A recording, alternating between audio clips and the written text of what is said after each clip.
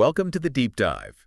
We are kicking off the new Premier League season with, well, a full exploration of Matchweek 1. And what a start it was. Right out of the gate, we saw 10 games, a whopping 28 goals, some truly big shocks, and fascinating tactical stories already bubbling up. The big question we're sort of wrestling with today is, has the Premier League shifted gears maybe more towards attacking football, or is that defensive solidity still, the bedrock for success? Yeah, and who are the early dark horses? Right. And maybe who's already facing a bit of an uphill battle. Exactly. And that's precisely our mission for this deep dive. We're here to give you that shortcut, the analyst breakdown of what actually happened on the pitch. Right. We've been digging through the sources, looking for those crucial nuggets, the scores, the surprising tactical calls, the formations that clicked. Or definitely didn't. Or emphatically didn't, yeah. Yeah. We'll try and pull out the key lessons from every single game. Absolutely. Think of this as us peeling back those first layers of the season. And as we go through this, what did you notice? What tactics or moments stood out to you in those opening games? Wow. We're here to help connect those dots. Because even from week one, the quality was just undeniable, wasn't it? Best league in the world stuff. It really was. Yeah. So let's dive straight in. First stop, Anfield. Liverpool against Bournemouth. Right. An emotional start with the Diogo Jota tribute. Yeah, set the tone. And Liverpool delivered goals, but it felt a bit like classic Liverpool, didn't it? Brilliant going forward, but still maybe a little shaky at the back. That's fair. Hugo Ekitike got them started. Cody Gakpo added another. But then Bournemouth came roaring back. Antoine Semenyo bagged a brace, dragged him right back into it. He did. And then late drama, Federico Chiesa, off the bench, makes an impact, scores, and Mo Salah wraps it up. 4-2 in the end. So is this a deep-seated issue for Liverpool, this defensive vulnerability, or just, early season rust? Look, it's a valid concern. Their high press, create chances and goals, but it does leave them exposed in transition. Semenyo's pace and direct running, he just ruthlessly exploited those gaps between the midfield and the back line. Right. That's something Klopp really needs to nail down if they want a proper title challenge. But on the flip side, Salah's goal, historic. Yeah, tell us about that. First player ever in the Premier League to hit 10 goals on opening weekends. Quite something. Wow. And Chiesa, his introduction was absolutely key. He gave them that spark, that control, just when Bournemouth were pushing hard. Okay, so tactically, Liverpool in that 4-2-3-1, new faces like Wirtz and Szoboszlai in there. Trying to add that impetus, yeah. And Bournemouth countered with a more cautious 4-1-4-1. And ratings-wise? Yeah. Ekitike 8.5, Chiesa an 8, Salah 7.5. That Chiesa impact definitely sounds pivotal. It really was. And looking ahead for Liverpool, it's Newcastle United next on August 25th. Okay, and speaking of Newcastle, let's shift from Anfield's goal fest to something very different. The tactical deadlock at Villa Park. Villa 0, Newcastle 0. Yeah, a real chess match, this one. Both sides pretty much canceled each other out. Villa looked okay defensively, but not much creativity, maybe showing why they just missed out last season. Yeah, solid but a bit sterile. And Newcastle, they were compact, organized, but just lacked that cutting edge up front. And that stat about them without Isak is quite telling, isn't it? No wins in 6 without him now. No goals in their last 4. It really highlights the reliance on him. This game was pure defensive discipline. Villa sat deep, compact, made it hard for Newcastle. Right. Newcastle had loads of possession, but playing Gordon through the middle instead of wide, it didn't quite work. They couldn't really find a way through Villa's lines. So no real unlocker. Exactly. And, both keepers didn't have much to do, which says it all about the attacking threat, really. Villa used a 4-2-3-1. Newcastle stuck with their 4-3-3. And the key ratings reflect that defensive focus. Martinez for Villa 7.5, Gordon for Newcastle also 7.5. That's right. And Newcastle's first home game is that Liverpool clash on the 25th. They'll need to find some goals before then. Definitely. Okay, next up, let's head over to North London. Tottenham put on a bit of a show, didn't they? Comfortable 3-0 win against promoted Burnley. Yeah, Burnley are clearly, still finding their feet at this level. Spurs looked sharp, fluid. Richarlison getting 2, including that scissor kick, and Brennan Johnson adding the 3rd. This was also Thomas Frank's first league game in charge for Spurs. It was. And I think we got a decent early glimpse of his tactical approach. What did you see? Well, it was a high press, moving the ball quickly. They never really looked troubled. That press seemed effective. Very. It forced Burnley into mistakes, allowed Spurs to transition fast, and Mohamed Kudus, his creativity was absolutely central to it. He was pulling the strings. Definitely. His vision, his passing, he kept finding ways through Burnley's defense. And yeah, Richarlison delivering those clinical finishes. That's what Spurs fans want to see. A payoff for the system, maybe. Exactly. Really impressive attacking flair all around.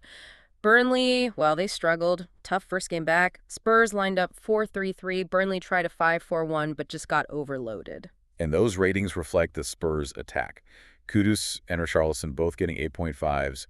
Bentancur 7.5. Yeah, standout performances. Right. Now, here's where it gets really interesting.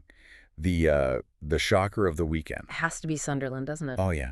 Newly promoted Sunderland hammering West Ham 3-0.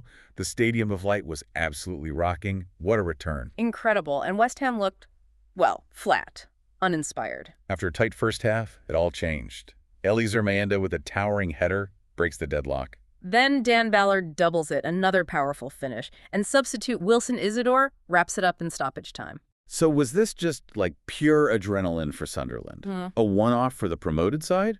Or does it show something more fundamental about West Ham under Graham Potter? I think it's more than just adrenaline. Regis Labris's side, they showed real resilience, but also flair. It wasn't just energy. Right. It looked like a coordinated counterpress. They choked West Ham's buildup, forced them into rushed long balls. Right. And then their wingers, they just exploited the space behind West Ham's fullbacks brilliantly, turning those quick turnovers into proper counterattacks. Mayenda was clinical. So it suggests West Ham have issues dealing with that kind of tempo? It certainly suggests their midfield struggled with the agility and maybe the tactical discipline needed for that high-tempo pressure. Potter's got a lot to think about after that one. Sunderland were in a 4-2-3-1. West Ham used a 4-3-3. And the ratings show Sunderland's dominance. Mayenda 8.5, Clark 8, Isidore 7.5 off the bench. Huge statement. Massive. Okay, let's move over to the Amex. Brighton dominated large parts of the game, but Fulham snatched a point late on, 1-1. Yeah. Rodrigo Muniz with the late leveler for Fulham after Matt O'Reilly had put Brighton ahead. Brighton must feel that's 2 points dropped, surely. Yeah. Fulham will be pretty happy with that result. Definitely. For Brighton, it does feel a bit like a familiar story, doesn't it? Lots of possession, looking good, but maybe not quite getting the full reward. Yeah. Why is that, do you think? Well, they had 67% possession, which is huge, but translating that into consistent, clear-cut chances, sometimes their patterns felt a bit predictable, Right. which allowed Fulham to just sit deep, absorb it, stay disciplined. And credit to Fulham, they showed great spirit, kept their shape, and then struck late through Muniz on the counter, capitalized on one of their few real chances. And there were a couple of quirky stats from this one, too. Yeah, O'Reilly's goal was apparently Fulham's 1,000th conceded in the Premier League, and it ended Brighton's run of winning their last 4 season openers. Also shows Fulham might need a few reinforcements, maybe? Possibly. Brighton lined up 4-2-3-1. Fulham went with a 4-3-3. Key ratings, Matoma 7.5, Muniz also 7.5, and O'Reilly a 7. Right then. Manchester City. Ruthless as ever. Pretty much, yeah. A dominant 4-0 win away at Wolves to start their campaign. New signing, Tijani Reinders, getting a goal and an assist. Erling Haaland bagging 2, keeping up his perfect Matchweek 1 record. And debutant Ryan Cherky scoring too. Just, yeah. Wow. What stood out most about City here? Any new tactical wrinkles from Pep? I think the most impressive thing was how seamlessly the new signings fitted in. Reinders, Cherky, they looked instantly comfortable. Wolves just couldn't cope. Not at all. City's press was suffocating as usual, denied Wolves any time on the ball. But Reinders, he added this crucial verticality in midfield. What do you mean by verticality? Like runs from deep, incisive passes that break lines, connecting play faster rather than just sideways possession. It adds another dimension. Okay. And Haaland, well, he bullied the defense, but his link-up play, especially with youngsters like Bob, looked really sharp. It wasn't just about goals. So evolving beyond just the goal machine. Seems like it. It was just total domination. Sets a very high bar right from day one. City in their 4-3-3, Wolves tried a 3-4-3, but it really didn't work. And the ratings reflect that dominance. Reinders, an incredible 9. Haaland, 8.5. Cherky, also 8.5. Yeah, top marks all around. Okay, Stamford Bridge next. Frustration for Chelsea, wasn't it? A goalless London derby against Crystal Palace. Yep. Enzo Maresca's side had tons of the ball, but just lacked that spark, that cutting edge to break down a really organized Palace defense. There were moments, though.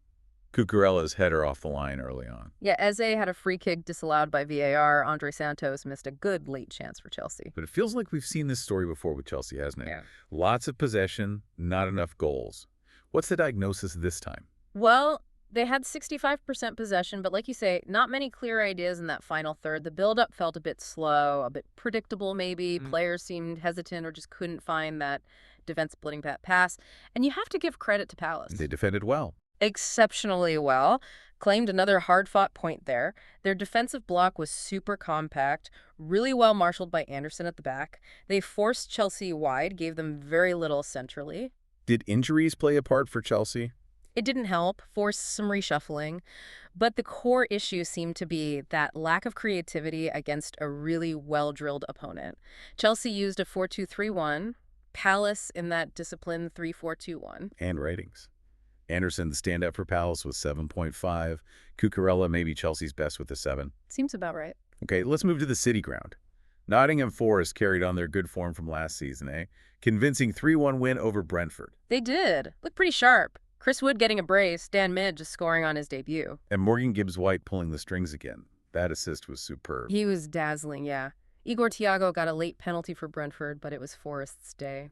Forest are tough at home. What's their recipe for success there? Well, they really used that home advantage. Their wing-backs, Aina and Williams, pushed really high up the pitch. How did that help? It effectively pinned Brentford back, created overloads out wide. That gave them space for those quick, fluid counterattacks, which were really decisive. Gibbs-White was key in linking it all together. Tough start for the new Brentford boss, Keith Andrews. Very tough. Their usual 4-3-3 just couldn't cope with Forest's width and speed on the break. Tony scored, yes, but Forest looked comfortable defensively for large parts. Forest set up in a 4-2-3-1. Ratings.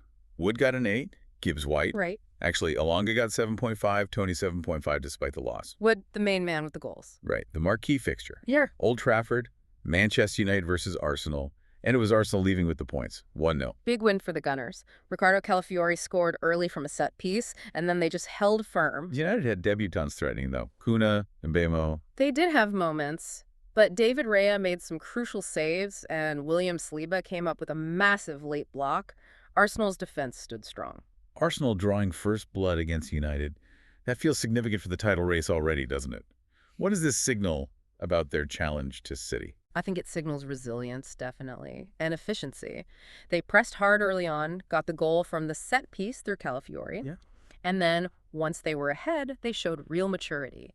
Dropped into a compact block, made themselves incredibly hard to break down. And United. Familiar problems. It looked a bit like it. They pressed, had plenty of the ball, but that lack of cohesion in the final third, it felt sterile. Lots of possession, not much genuine threat. Arsenal stifled them well. Raya and Saliba key defensively then. Absolutely. Cemented a really professional away performance. So Arsenal joined City and Liverpool with opening wins. They look ready for the fight again. United went 4-2-3-1, Arsenal 4-3-3. Key ratings. Calafiori, the match winner, gets an 8. Saliba, 7.5. Edegard also 7.5 for controlling things. Sounds about right. Solid Arsenal performance. And finally, Elland Road. It was absolutely bouncing, wasn't it? Leeds marking their Premier League return with a win. 1-0 over Everton. Yeah, a gritty win. Not pretty maybe, but passionate. A massive confidence boost for them. Lucas Nekesha, the hero in his debut, scoring that late penalty. Yep. 84th minute winner. Handball given against Tarkowski. Lameka stepped up, kept his cool past Pickford. Job done. What was the key to Leeds getting that win? And what about Everton? Worrying signs already. Well, Leeds deserved it, I thought. They dominated large parts of the game. Their high press was just relentless. Forced Everton into mistakes. Yeah, Everton looked really shaky building up from the back, lots of errors. Daniel James's pace caused them all sorts of problems running in behind. So the penalty felt deserved, even if it was late. It felt like the culmination of the pressure Leeds had been applying. For Everton. Yeah, it is a major concern. Why so early? They just look nervous, disorganized. If they don't sort out those defensive issues and find more attacking threat, it could be a long season. Leeds played a 4-3-3. Everton went 4-2-3-1. And Nemeka top-rated for Leeds with an 8.